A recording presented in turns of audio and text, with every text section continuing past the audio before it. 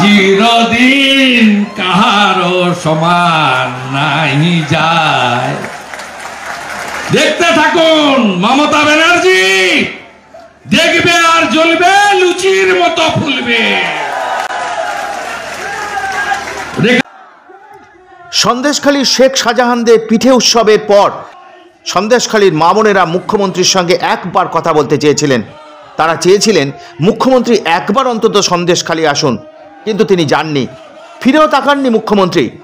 উল্টে সন্দেশখালীর মহিলাদের চরিত্র হনন করা হয়েছিল, টাকা দিয়ে আন্দোলন সংগঠিত করার অভিযোগ করা হয়েছিল। এক বছর পর 30শে ডিসেম্বর মুখ্যমন্ত্রী সন্দেশখালী গিয়ে প্রমাণ করার চেষ্টা করেছিলেন সন্দেশখালীর মানুষের আপনজন তিনি। সরকারি অনুষ্ঠানের মাধ্যমে ধ্যান ধ্যান করে দিদি হয়ে ওঠার চেষ্টা করেছিলেন।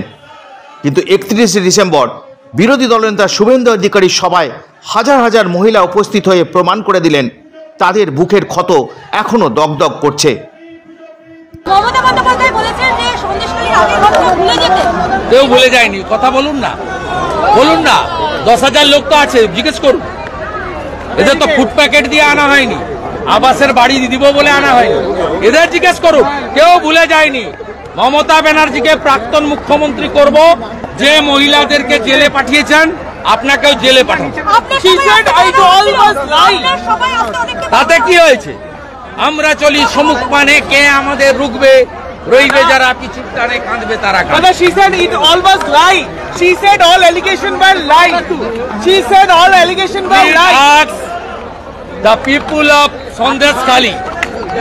Please ask the Didi, the sister of Sandeshkhali. They will speak appropriately.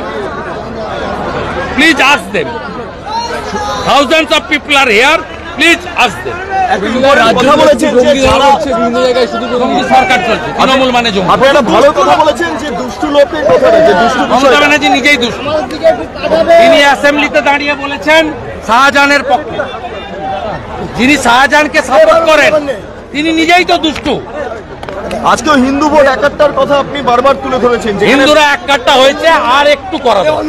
Hindu একাট্টা হয়েছে বলেই আমি এমএলএ, হিন্দু একাট্টা হয়েছে বলেই 77টা বিজেপির এমএলএ, হিন্দু 39% একাট্টা হয়েছে বলেই আমরা 2,33,27,000 ভোট। হিন্দু একাট্টা হয়েছে।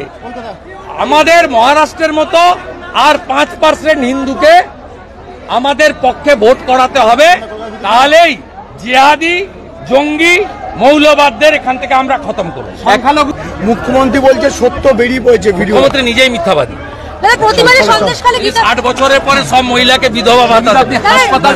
জানেন তো রেখা মামলা করেছে, জানেন